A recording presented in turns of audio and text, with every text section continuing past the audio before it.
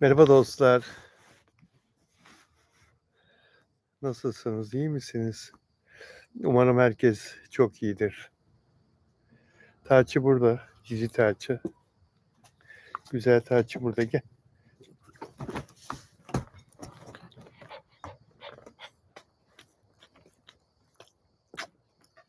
Güzel Tarçı.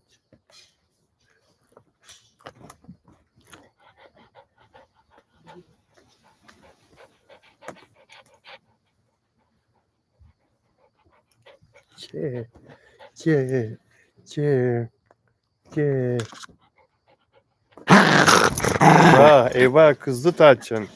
Sinirlendi Tarçın. Kime sinirlendi Tarçın? Hadi in bakalım. Hadi git bakalım. Hadi git. Selamlar. Hoş geldiniz çocuklar. Hoş geldiniz. İyiyim. Çok sağ ol. Banu çok iyiyim. Teşekkür ederim. Selvin nasılsın? Sevinç merhaba. Sadun nasılsın? Osman merhaba. Meltello, Hüseyin, Ömer,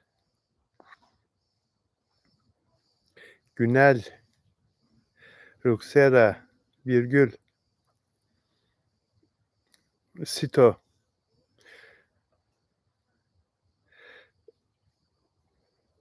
Zeynep nasılsın? Çiğdem merhaba Çiğdem.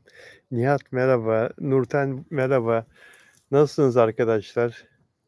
Umarım herkes iyidir.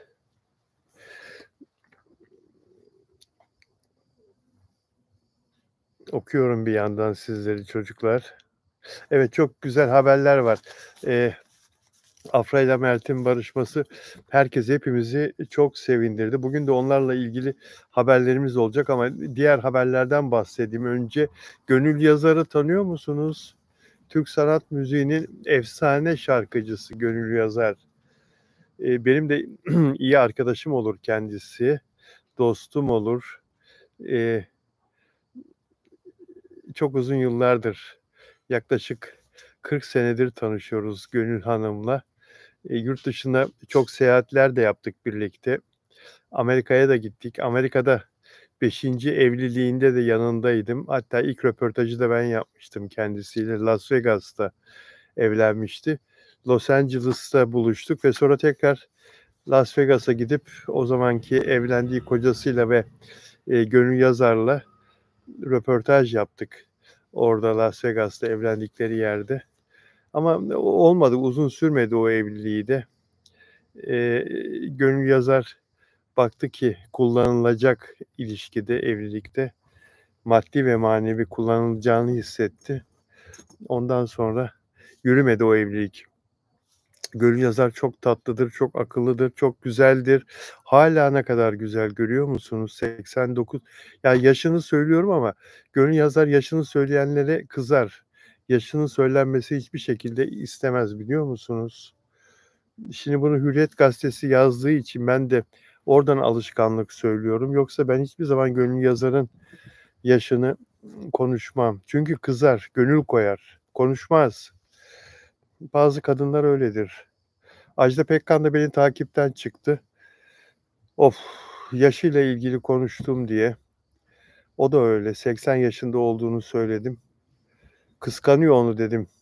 80 yaşındaki insanlar karı koca kavgaları çıktı Ajda Pekkan yüzünden dedim. Nasıl bu kadar sağlıklı? Bak Ajda Pekkan sen niye dinç değilsin? Bak Ajda dans ediyor. Sen niye dans etmiyorsun? Benim Ajda'dan neyim eksik filan falan böyle kavgalar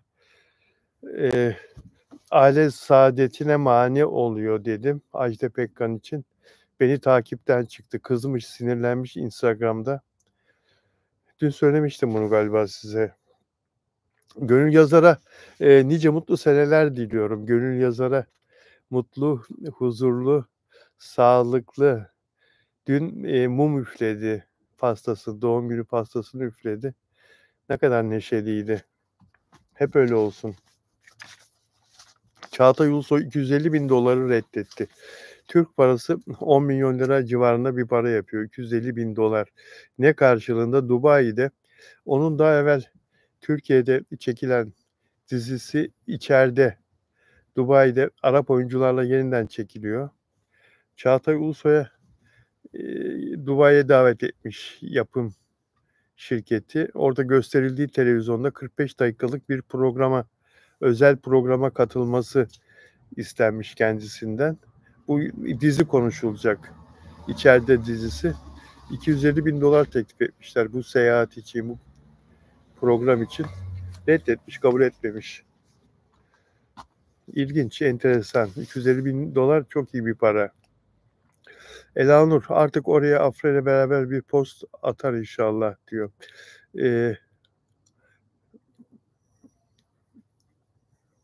Evet, Birgül, Bilal abi hala birbirlerini takibe almadılar.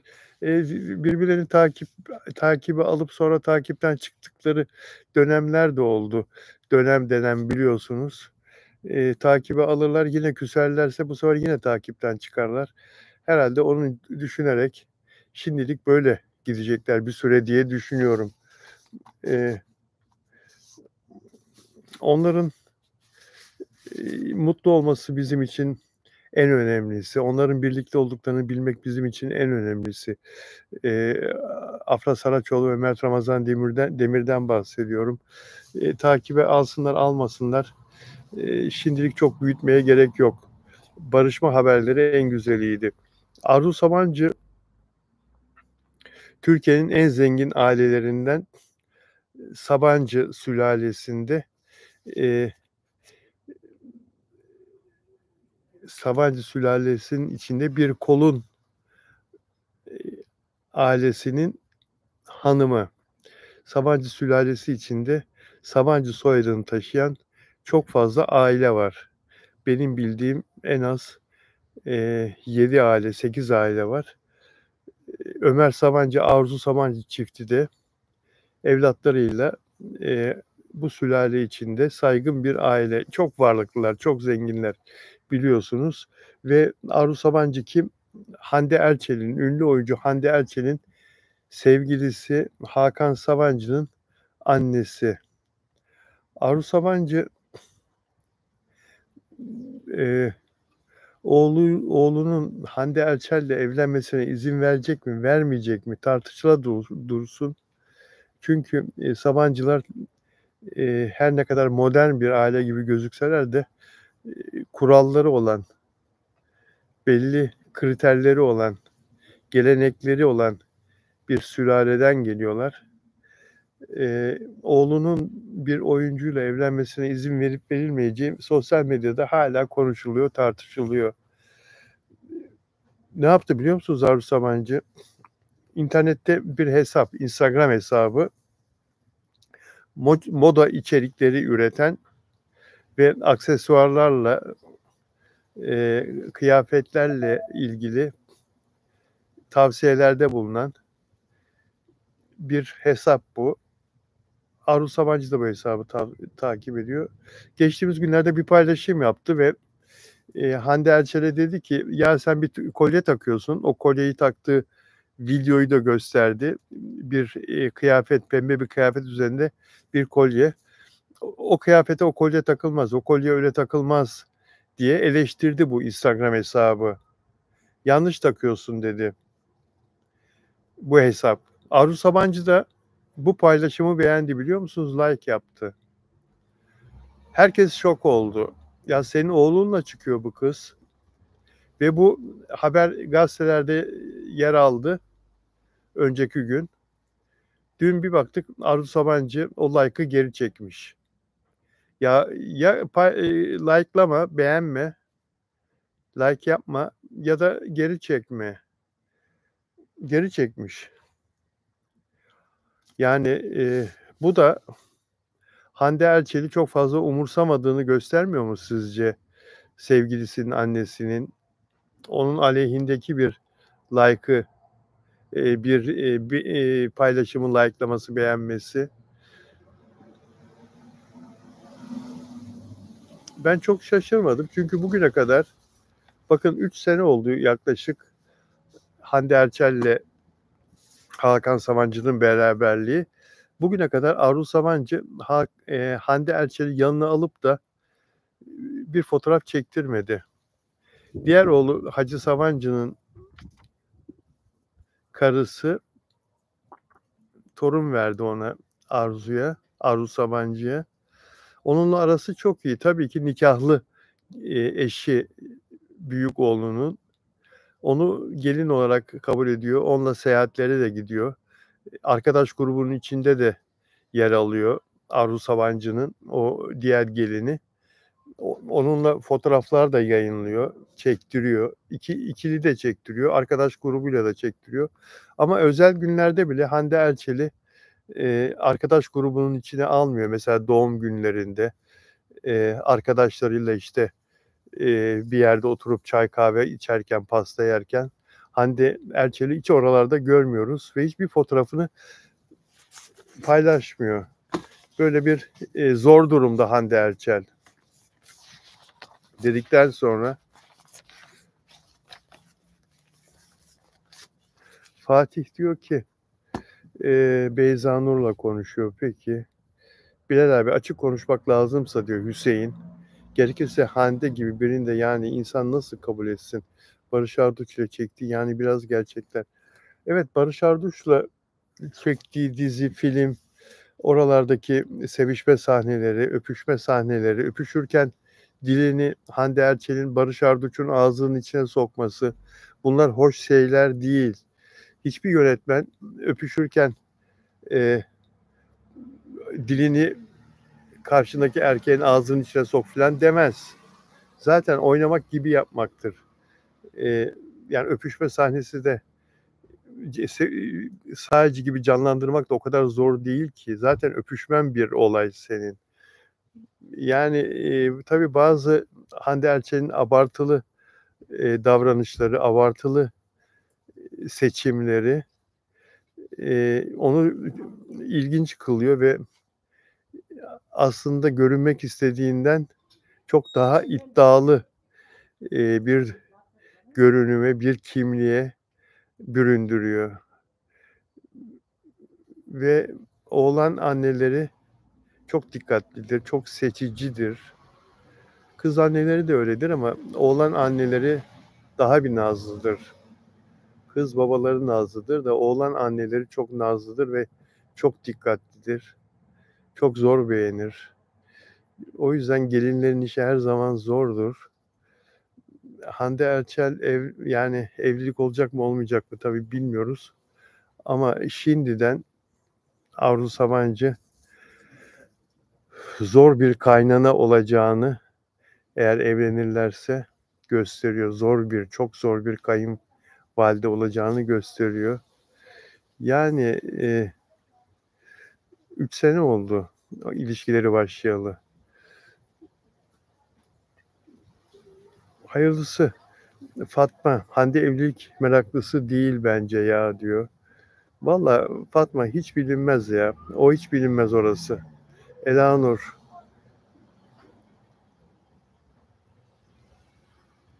biz Aframcılar olarak kazandık ya başka bir şey istemeyiz diyor. Aysel illaki sevişme sahneleri çekilmek zorunda değil. Bunu maalesef anlamıyorlar. Ya bu yapımcının işine gelir sevişme sahnesini çekmek. Daha çok izlenir dizi. Kadınlar da erkekler de daha da ilgi duyarlar. Yayınlayan televizyonun işine gelir.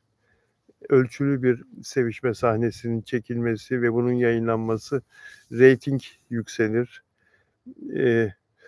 Ama oyuncunun bunu istemesi, kabul etmesi, onun ideal bir oyuncu, idealist bir düşünceye sahip olduğunu gösterir. 2, o konuda kuralları olmadığını gösterir. 3, rahat bir insan olduğunu gösterir. Hande Erçel kuralları yok o konuda gördüğümüz kadarıyla. Sevişme, öpüşmeyle ilgili bir sıkıntısı yok ve rahat bir oyuncu o anlamda. Tabii ki Hande Erçel'in de şunu istediğini yadsıyamayız. Seyirciye daha çok verelim. Elimizdeki tüm olanakları kullanarak seyirciye onun hoşuna gidecek, onun beğenebileceği her türlü sahneyi çekelim senaryoda bunun yazılmasının bence bir sakıncası yok düşüncesi Hande Erçel'de olabilir. Bu yapımcı için, televizyon kanalı için, hayranlar için iyi bir şey. Ama onun sevgilisi ne düşünür? Gördüğümüz kadarıyla Hakan Sabancı'nın çok fazla umrunda değil. Hiçbir şey demiyor ki Hande Erçel bu sahneleri her yeni dizide çekmeye devam ediyor. Hadi bakalım. Yalı Çapkını fan aynen öyle. Merhaba, iyi yayınlar diyor Akile. Merhaba. Şebnem çok mutlu oldum diyor. Afra ve Mert'le ilgili. Aysel Eliyava bence öyle sahneler çekildikçe oyuncular kendilerini cesur zannediyor. Aysel'in sözü. Yalı Çapkını fan nerelerdesin? Burada Elanur'a teşekkür ediyor. Tunzele Kerimova 100 tane dizi gelse Yalı Çapkını olamaz diyor. Aferin sana. Aferin Sıla Deveci. Tarçın neredesin? Tarçın bebek. Burada mısın? Tarçı Bey. Tarçı Bey masanın altında. Dilya diyor ki ben Hande Erçel'in fanı değilim ama Aşk Laftan Anlamaz dizisini izlemiştim.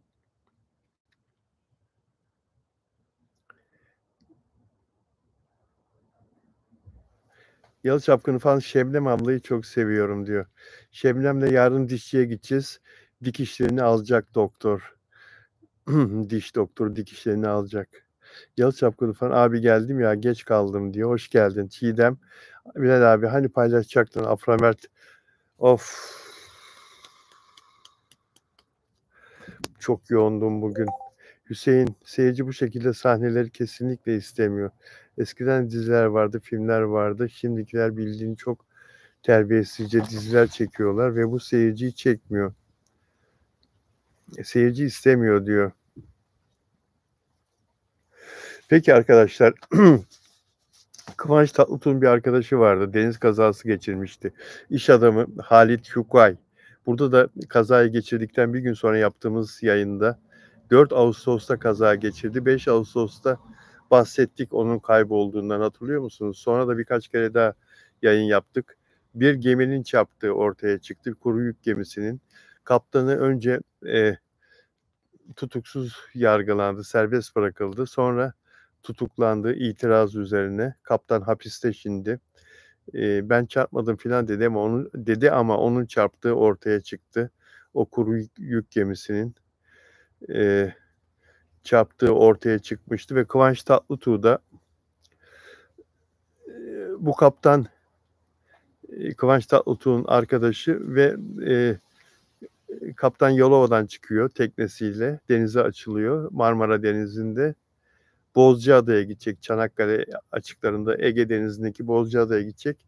Karısı çocukları orada. Onları alacak ve hep beraber Mikonos Adası'na, Yunanistan'ın Mikonos Adası'na Kıvanç Tatlıtuğ'un ve eşinin yanına gidecekler. Buluşacaklar. Birlikte tatil yapacaklar. Ancak kısmet olmadı. Bu kazayı yapmadan bir dakika önce Kıvanç Tatlıtuğ'la telefonla konuşuyor. Çok kısa bir konuşma. Hani gidiyorum almaya diyor herhalde. Eşimi, çocukları almaya gidiyorum Kıvanç Bozcaada'ya diyor herhalde. Onları aldıktan sonra da çıkıp herhalde bir gün sonra orada yatar bir gece çocukların yanında. Ertesi günde oradan çıkıp Mikonos Adası'na gidecek. Kıvançlarla buluşacaktı. Bu telefon konuşması 40-45 saniye sürüyor. Kayıtlar ortaya çıktı ve telefonu kapattıktan bir dakika sonra Kıvanç Tatlıtuğ'la telefon konuşması yapıp telefonu kapattıktan bir dakika sonra kazanın geminin çarptığı ortaya çıktı. Bir büyük gazete şöyle bir başlık atmıştı. Kıvanç'la konuşurken gemiyle çarpıştı diye bir başlık atmıştı. Kıvanç Tatlıtuğ'la konuşurken gemiyle çarpıştı. Hani sanki Kıvanç'la konuşurken dikkati dağıldı gibi. Ama öyle olmadığı ortaya çıktı. Kıvanç Tatlıtuğ'la konuşmasının kazayla hiçbir ilgisi, hiçbir etkisi yok. Bu belli oldu. Arel 7 isimli yük gemisi ve arkadaşlar dün Çanakkale Karabiga açıklarında bu kaptanın teknesinin bu çarpışan iş adamının Yalit Yukay'ın koltuğu bulundu. Teknede oturduğu koltuk bulundu. Parçalandı ya tekne gemi çarpınca. Çarptığı yerde bazı parçalar vardı tekneden. Kendisini arıyorlar tabii. 10 gün oldu. Ümit kesiliyor tabii artık. Ümitler kesildi. Ancak hiçbir şekilde bedenine rastlanılmadı henüz. Yine araştırmalar devam ediyor. Dalgıçlar, profesyonel dalgıçlar, devletin dalgıçları ve sahil güvenlik tekneleri, botlar, yukarıda helikopterler aramalara devam ediyorlar. Çanakkale civarına aramalar yoğunlaştırıldı. Kıvanç Tatlıtuğ da hala aramalara katılıyor. Dinlenip katılıyor. Şimdilik üzerine oturduğu koltuk bulundu, teknedeki koltuk. Her an yeni bir haber gelebilir ümidiyleyiz arkadaşlar. Bu arada okullar açılıyor. Şurada bakın söylüyorum. Türkiye'de okullar 8 Eylül'de açılıyor. 3 hafta kaldı. 3 hafta sonra milyonlarca öğrenci, Türkiye'de yaklaşık 30 milyon civarında öğrenci var. Bunların 2 milyonu okul öncesi, yani anaokuluna gidiyor. 5,5 milyonu ilkokula gidiyor. 5 milyon 700 bini ortaokula gidiyor.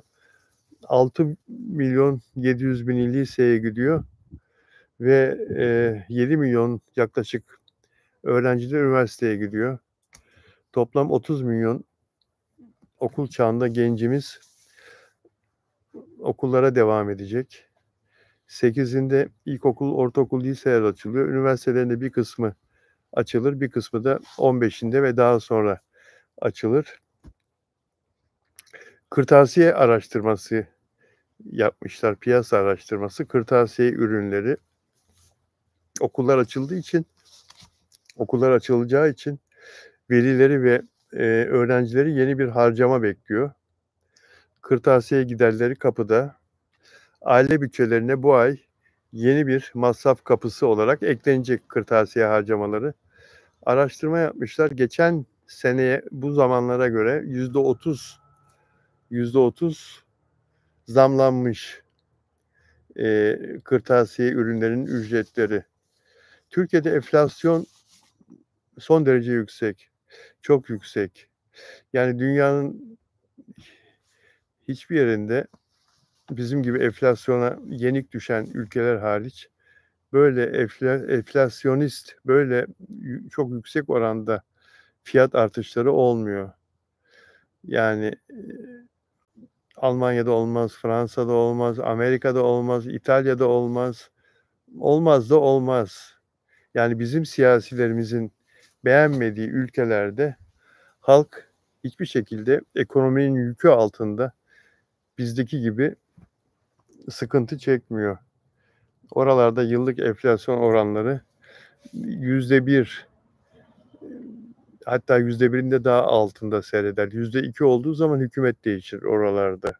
Enflasyon, hayat pahalılığı senede. Ama bizde devletin söylediği rakamlarla gerçek rakamlar bile bazen birbirini tutmayabiliyor. Şimdi bu okul öncesi çocuklar için ve okula gidecek çocuklar için kırtasiye masrafları aile gelirlerine yeni bir ek olarak yansıyacak. Bunu da söyleyelim. Peki Kemal Elanur katılıyorum diyor. Niye katılıyorsun?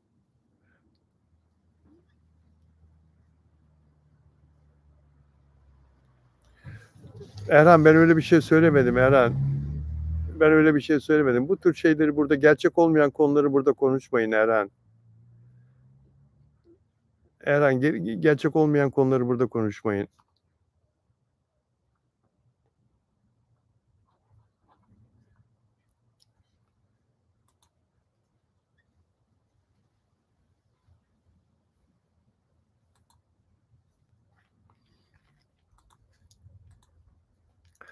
Gülşen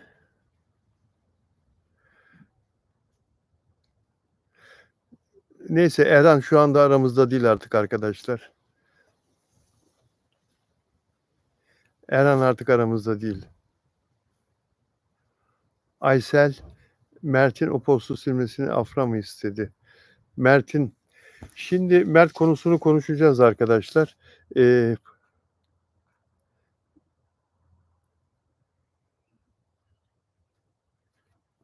Afra'nın dizisi işte bitecek. Ne zaman bitecek?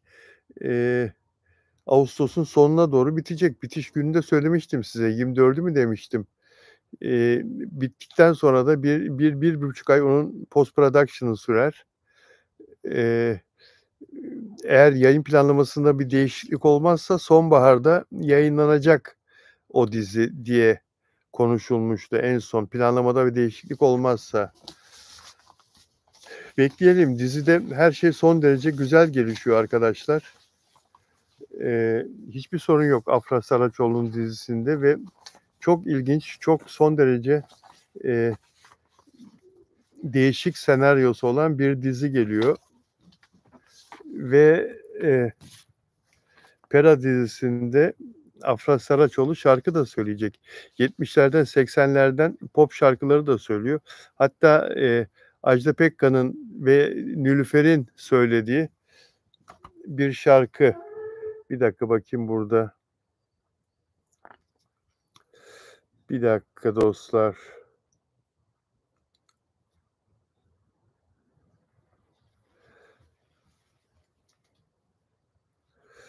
Bir dakika arkadaşlar.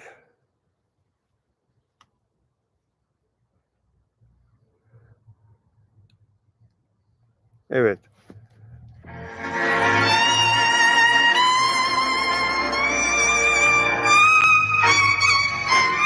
Ajda Pekkan'ın ve Nilüfer'in söylediği Boş vermişim dünyaya şarkısını Afra Saraçoğlu'nun Temmuz, Ağustos, Eylül her mevsimde durmadın. Hayat inan çok kısa, belki çıkmayız yaza.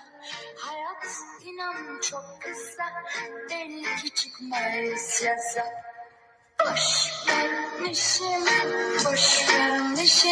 Boş vermişim dünyaya. Ağlamak istemiyorsan sen de boş ver dünyaya. Ağlamak istemiyorsan sen de.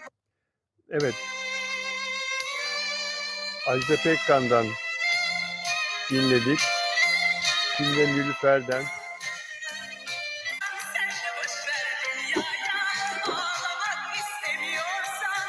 Nilüfer'den bu sefer. Bir zamanlar çok sevilen, çok moda bir şarkıydı Boş Vermişim Dünya'ya. Bu dizide Afra Saraçoğlu söyleyecek ve de çok da güzel söylediğini öğrendim. Bakalım ilginç bir dizi geliyor arkadaşlar. Çok derin bir hikayesi olan, insanı sarıp sarmalayacak ve bir çırpıda seyredebileceğimiz, seyretmek isteyeceğimiz bir dizi geliyor.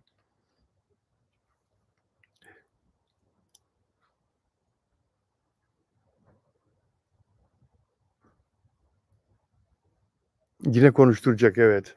Emine diyor ki Afra'mız yine konuşturacak diyor. Ya Erhan artık bizimle değil. Erhan artık bizimle değil. Öyle saçma şeyleri burada konuşmak, olmayan, gerçek olmayan şeyleri burada ortaya atmak hiçbir zaman doğru olan bir şey değildi. O yüzden Erhan arkadaşımızı bir süre dinlendirdik. Dinlensin, belki aklı başına gelir.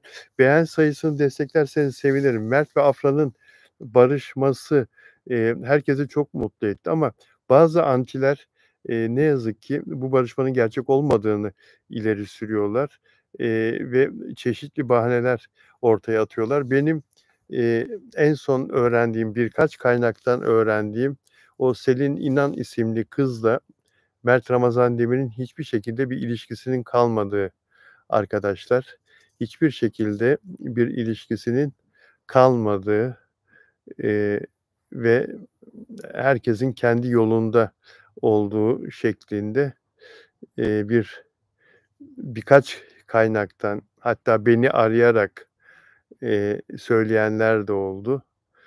Hem onun çevresinden duydum hem, emm, bu haberle ilgili araştırma yapan, birkaç kişiden duydum. Böyle bir şey artık Mert'in hayatında böyle bir durum yok arkadaşlar. Onu da buradan söyleyeyim sizlere. Ve Mert Londra'da yaşadıklarından, Londra'daki, bu geçen zamanından herhâlde, aklını tamamen, sıyırmak istiyor. Tamamen onun Londra'yı unutmak istiyor ki, Londra ile ilgili paylaşımların da bulunduğu, bazı postlarını tamamen sildi.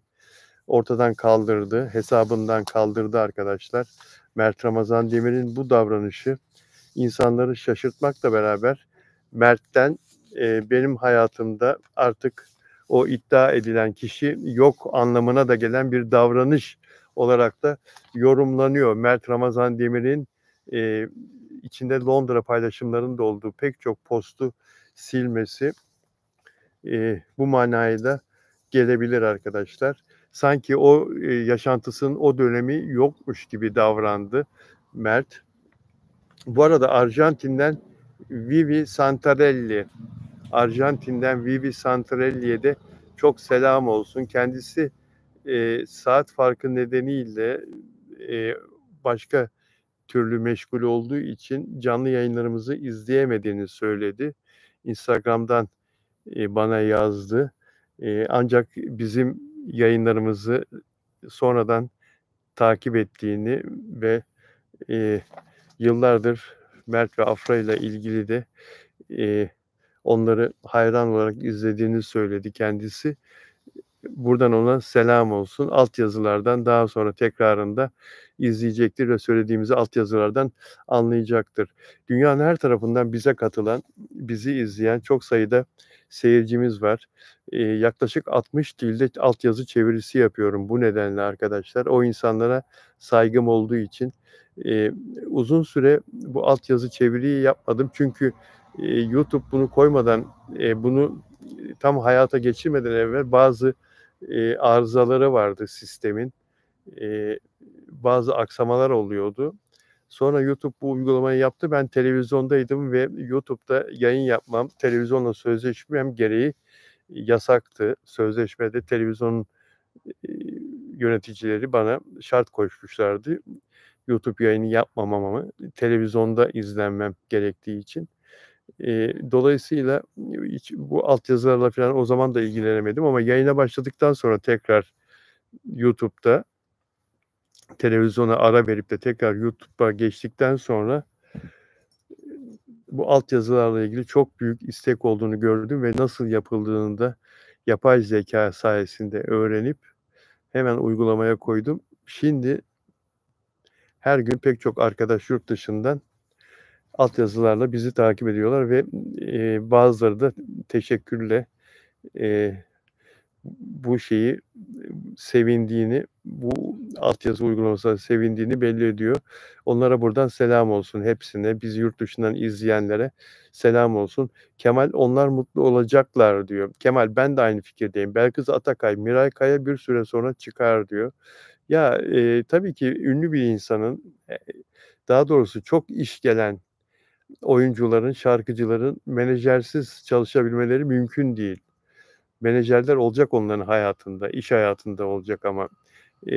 Fakat ne yazık ki bu ünlüler iş hayatıyla özel hayatını bazen değil çoğunlukla bir arada yaşamak zorunda kaldıkları için her şekilde olabiliyor bu. Tatile gittikleri zaman bile mesela, iş için aranıyorlar. Firmalar, reklamcılar, ajanslar arıyorlar, organizatörler arıyorlar. Tatildeyken adamın kendisinin konuşacak hâli yok. Dolayısıyla menajer devreye giriyor. Menajer işi bağlıyor. Yani menajerler olmadan olmaz. Eee, Miray Kaya, Mert Ramazan Demir'in güvendiği bir insanmış. Onunla beraber çalışıyor. İşler çok iyi gidiyor, Mert Ramazan Demir cephesinde. Bu Mert Demir'in büyük bir başarısı ama tabii ki Miray Kaya'nın da çözdüğü, hallettiği birçok, firmalar arası, mesele vardır. Birçok. Onun getirdiği işler de vardır. Dolayısıyla profesyonellikte, eee, işbirliği, birlikte çalışabilmek çok önemli. O yüzden bizim buradan, "Aman Miray Kaya'dan ayrıl, Miray Kaya'yı bırak, Miray Kaya seni aşağı çekiyor." filan dememiz arkadaşlar doğru değil. Buna karar verecek olan, kiminle iş yapacağına karar verecek olan Mert Ramazan Demir'dir. Çok fazla o yüzden Miray Kaya konularına girmenizi istemiyorum. Lütfen, biz, onların başarısı ve mutluluğu için konuşalım, yazışalım, yorum yapalım. Mert'in ve Afra'nın.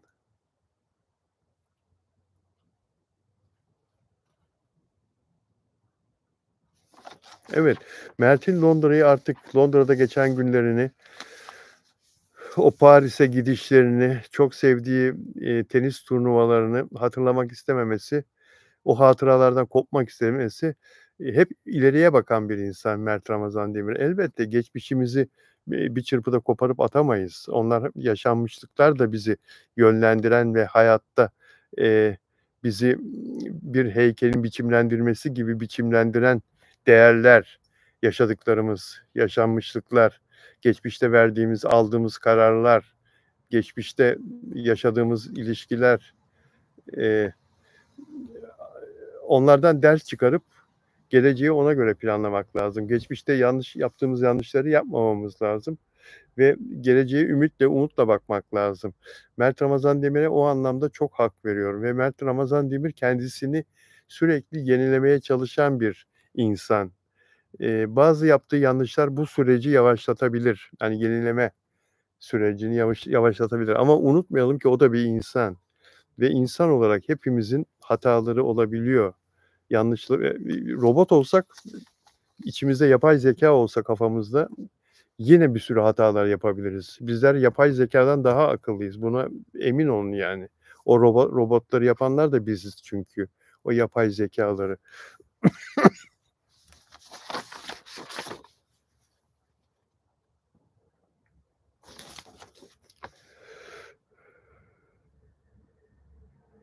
Evet, ayrıldıktan sonra barışmalarına çok sevindik arkadaşlar. Tabii bu sevinç, eee, herkesi çok mutlu. Şu araç geçsin. Eee Herkesi çok mutlu ederken insanlar, onları bir arada görmeyi de çok arzu ediyorlar. İnşallah bu da bir şekilde gerçekleşir. Yani Mert'le, eee, Afra'nın barıştıklarını, onları, yan yana görerek, onları birlikte bir aktivite içinde görerek, onları bir davette, bir ödül töreninde beraber katılmışlar gibi görerek, gerçekleşir ve herkes çok daha fazla mutlu olur. Bizim ünlü bir şairimiz var, Atilla İlhan. Bir şiirinde diyor ki, ayrılıklar da sevdaya dahil, ayrılıklar da sevdaya dahil. Çünkü insanlar ayrılsalar da hala birbirlerini çok sevebilirler ve anladık ki bu barışmadan Afra ile Mert ayrılmış olsalar da birbirlerini seviyorlardı. Hatta çok seviyorlardı. Yoksa, birbirleriyle olumlu konuşmazlardı telefonda ve bu barışma gerçekleşmezdi. Atilla İlhan'ın bu çok güzel şiirinden bir bölüm okuyacağım. Çünkü ayrılmanın da vahşi bir tadı var. Öyle vahşi bir tat ki dayanılır gibi değil. Çünkü ayrılık da sevdaya dahil. Çünkü ayrılanlar hâlâ sevgili.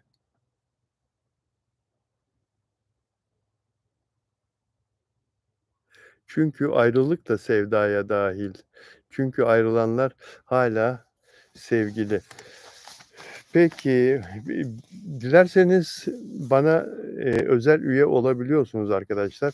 Özel üyelerimle, eee, diğer uygulamalarda da, burada da YouTube'da da takipleşiyorum. Sosyal medyada bağlantı kuruyorum. Yorumlarda ve canlı sohbetlerde özel üyelerin ismini, konuşuyorum. Onların isimlerinin yanında bir bağlılık rozetleri oluyor. İsimleri renkli olarak ekrana geliyor ve bağlılık rozetleri de, rengarenk oluyor. Dilediğinizi seçiyorsunuz. Yorumlarda yanıt önceliği oluyor onların. Üyelerin canlı sohbet yapma gibi bir hakları oluyor benimle. Onlarla haftada 2 kere dilerlerse burada ekranı 2'ye bölerek oldukları yerden onları, cep telefonları vasıtasıyla, YouTube uygulaması vasıtasıyla, buraya canlı yayınıma bir süreliğine alıyorum ve onların sorularına da cevap veriyorum. Onlarla sohbet ediyorum. Yayınlarda üyelerden bahsederken isimlerini, yorumlarını, sorularını öncelikli olarak okuyorum arkadaşlar ve dilerseniz Süper Chat ve Süper Etiket uygulamalarından da faydalanabiliyorsunuz YouTube'da. YouTube'da bunları sayfada yönlendirmeleri takip ederek yapabiliyorsunuz arkadaşlar. Çiğdem Aslan Argun başlık attım diyor. Kemal Mert Çanakkale'ye giderken gördük Afra ile buluşmasını diyor. Kemal ne gördün bana yazsana özelden. Ne gördün yani? Beni Instagram DM'den yaz bana, ben sana ulaşırım. Elanur, Kemal, Tunzale Kerimova, Çiğdem, Emine Yıldız, Elanur, Çiğdem Aslan, Emine Yıldız.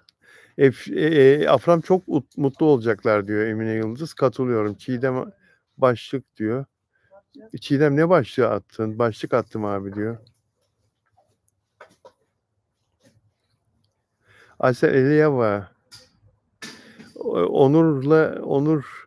Onur abiyle yayın isteriz diyor. Yayın yapacağız. Cumartesi günü saat 18'de. Yarın cumartesi saat 18'de yayınımız var. Onur'la. Müge Yıldırım. Çok mutlu olduk diyor. Ben de çok mutlu oldum canım. Fatma Metruk Adam lansman ne zaman diyor. Fatma onu öğrenince hemen söylerim canım. Gülnaz Azizova Metruk Adam'ı merakla bekliyoruz. Elanur Aysel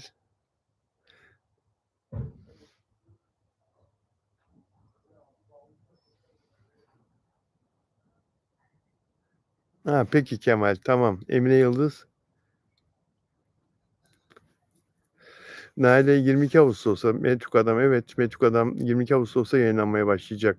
Ama lansmanı soruyorlar. Yani 22 Ağustos'tan önce, bir gün önce ya da aynı günde olabilir tabii galası. Bir gün önce de tanıtılabilirler. Aynı günde bir gala, bir davet gibi birlikte izlerler. Ünlüler katılıp ya da emeği geçenler, oyuncular. Kemal nizamı çıkartır mısın diyor, yalan atıyor diyor. Arkadaşlar lütfen burada yalan yanlış şeyler paylaşmayalım, konuşmayalım. Yani kendinizi bana çıkarttırmayın lütfen. Lütfen.